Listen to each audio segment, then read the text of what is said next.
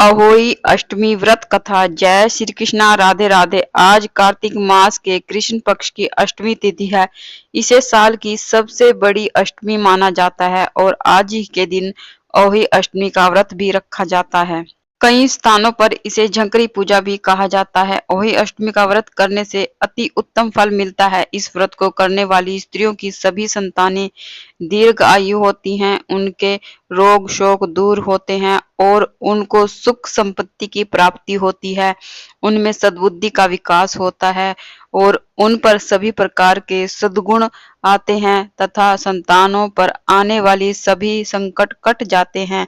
इस व्रत को करने वाली स्त्रियों की संतान जीवन के प्रत्येक क्षेत्र में सफलता प्राप्त करती है। तो आज मैं आपको सुनाने जा रही हूँ अहोई अष्टमी की व्रत कथा। कथा को पूरे ध्यान से सुनिएगा और बीच में कथा को अधूरी मत छोड़ना। कहते हैं कि अगर हम कथा को अधूरी छोड़ते हैं तो उसके हमें अच्छे परिणाम नहीं मिलते हैं। इसलिए आपसे हाथ जोड़कर प्रार्थना है कि कथा को आप पूरा सुने। अगर आपको कथा अच्छी लगती है तो वीडियो को लाइक करें, साथ में कमेंट बॉक्स में अहोई अष्टमी माता की जय जरूर से लिखें।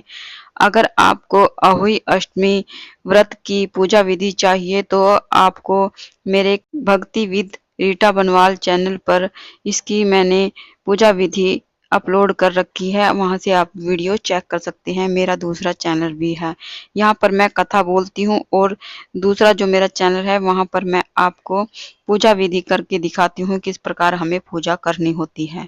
तो चलिए अब कथा शुरू करते हैं। एक साहूकार था जिसके 7 बेटे थे, 7 बहुएं थी और एक बेटी थी। दीपावली से पहले कार्तिक अष्टमी के दिन सातों बहुएं अपनी इकलौती ननद के साथ जंगल में मिट्टी लेने के लिए गई। जहां से वे मिट्टी खोद रही थी वहां पर स्यौ सेह की मांद थी। मिट्टी खोदते समय ननद के हाथ से सेही का बच्चा मर गया। तब स्यौ माता बोली, तूने मेरे बच्चे को मारा है, इसलिए मैं तेरी कोख को बांध दूंगी।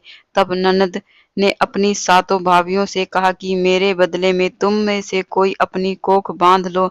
6 भाभियों ने अपनी कोख बांधने से इनकार कर दिया, लेकिन सबसे छोटी यानी कि 7वीं भाभी सोचने लगी कि यह तो मेरी इकलौती ननद है और अगर इसकी कोख बंध जाएगी तो इसका वैवाहिक जीवन कैसे कटेगा। लेकिन अगर मैं अपनी कोख बांध लूंगी तो कोई परेशानी नहीं होगी, क्योंकि मेरी जो 6 जेठानियां हैं उनकी संतान होने से वंश तो चलता ही रहेगा। ऐसा सोचकर सबसे छोटी भाभी ने ननद के बदले में अपनी कोख बंधवा ली। अब तो उस छोटी बहू के जो भी बच्चा होता वह पैदा होने के 7वें दिन ही मर जाता।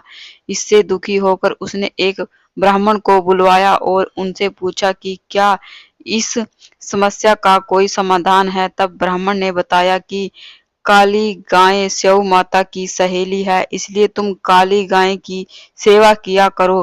तुम्हारी सेवा से प्रसन्न होकर जब काली गाय तुमसे वरदान मांगने को कहेगी तो तुम कहना कि हे गाय माता, तुम अपनी सहेली से कहकर मेरी कोख खुलवा दो। फिर जब तुम्हारी कोख खुल जाएगी तो तुम्हारा बच्चा जीवित रहेगा।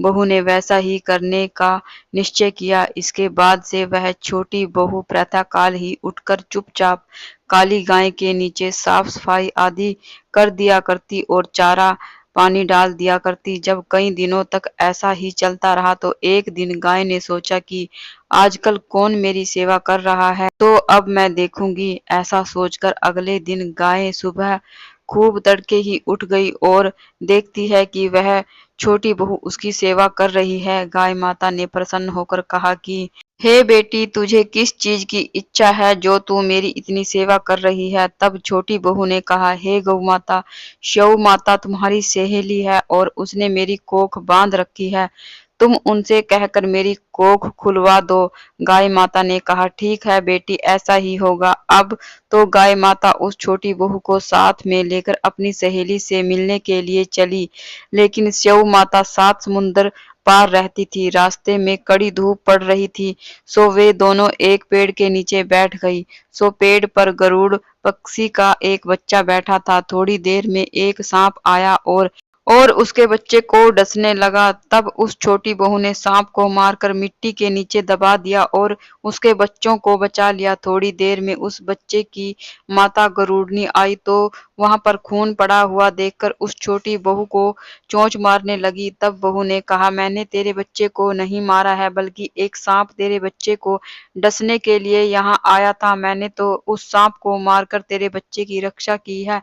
तब उस गरुड़नी ने कहा कि मैं तुमसे बहुत प्रसन्न हूँ, बोलो तुम क्या मांगती हो। बहू बोली कि 7 समुंदर पार शिव माता रहती है, तुम हमें उसके पास पहुंचा दो। तब गरुड़नी ने उन दोनों को अपनी पीठ पर बैठा लिया और तेज तेज गति से उड़कर उन्हें शिव माता के पास पहुंचा दिया। शिव माता उन्हें देखकर बोली, आओ बहन, बहुत दिनों के बाद आई हो। फिर कहने लगी कि मेरे सिर में जुएं पड़ गई हैं, उन्हें निकाल दो। तब उस बहू ने सारी जुएं निकाल दी। इस पर शिव माता प्रसन्न होकर बोली कि तूने मेरे सिर में से सारी जुएं निकाल दी हैं, इसलिए मैं तुम्हें आशीर्वाद देती हूँ, तुम्हारे 7 बेटे और 7 बहुएं होंगी। तब उस छोटी बहू ने कहा कि मेरे तो एक भी बेटा नहीं है, तो फिर 7 बेटे कहाँ से होंगे। इस पर शिव माता बोली कि वचन दिया है, यदि यदि वचन से फिरूं तो धोबी के कुंड पर कंकरीट होऊं। तब बहू ने कहा, मेरी कोख तो तुम्हारे पास में बंद पड़ी है। यह सुन शिव माता बोली कि तूने मुझे ठग लिया है। वैसे तो मैं तेरी कोख नहीं खोलती, लेकिन अब खोलनी पड़ेगी। जा, तुझे अपने घर पर 7 बेटे और 7 बहुएं मिलेंगी। तेरा घर परिवार सदा सुखी रहेगा। तू घर जाकर उजमन करियो, 7 ओही बनाकर 7 कड़ाही करियो। इससे तेरी संतान सदा सुखी रहेगी और तरक्की करेगी। फिर छोटी बहू शिव माता को प्रणाम करके गाय माता के साथ वापिस आ गई। अपने घर पहुंचकर उसने देखा कि उसके 7 बेटे और 7 बहुएं बैठी हुई हैं। यह देखकर वह बहुत प्रसन्न हुई और 7 ओही बनाई। फिर 7 प्रकार की कढ़ाई करके उजमन किया। रात के समय जेठानियां कहने लगी कि जल्दी से पूजा कर लो, यदि छोटी बहू ने हमें पूजा करते हुए देख लिया तो वह अपने बच्चों को याद करके रोने लगेगी। फिर थोड़ी देर बाद उन्होंने अपने बच्चों से कहा कि अपनी चाची के घर पर देख कर आओ कि आज वह अभी तक रोई क्यों नहीं। बच्चों ने जाकर देखा और लौटकर बताया कि चाची के घर तो खूब उजमन हो रहा है। यह सुनकर सभी जेठानियां दौड़ी दौड़ी उसके घर गई और पूछने लगी कि तूने अपनी कोख कैसे खुलवाई और तेरे इतने बेटे बहू कैसे हुए। तब छोटी बहू ने बताया, उस समय तुमने तो अपनी कोख बंधवाई नहीं थी, सो मैंने अपनी कोख बंधवा ली। तब मैंने गाय माता की सेवा की और उनके कहने से शिव माता ने मेरी कोख खोल दी। उनके आशीर्वाद से ही मेरे इतने बेटे बहुएं हैं। हे शिव माता, आपने बहू को जैसे फल दिया वैसे ही सबको देना। आपने जिस प्रकार से बहू की कोख खोली उसी प्रकार से हमारी कोख भी खोली रखना। इस कथा को कहने वालों और सुनने वालों की कोख खोलना, सारे परिवार की कोख खोलना। हम सब पर अपनी कृपया दृष्टि बनाए रखना, सबकी संतानों को सद्बुद्धि देना, हमारी संतान को सभी प्रकार की विद्या और धन प्रदान करना, हमारी संतान को सुख समृद्धि प्रदान करना। तो ये थी शिव माता की कथा। अगर आपको कथा अच्छी लगी है तो वीडियो को लाइक करना, साथ ही मेरे चैनल को सब्सक्राइब करना। तो फिर मिलते हैं एक और नई रोचक कथा के साथ।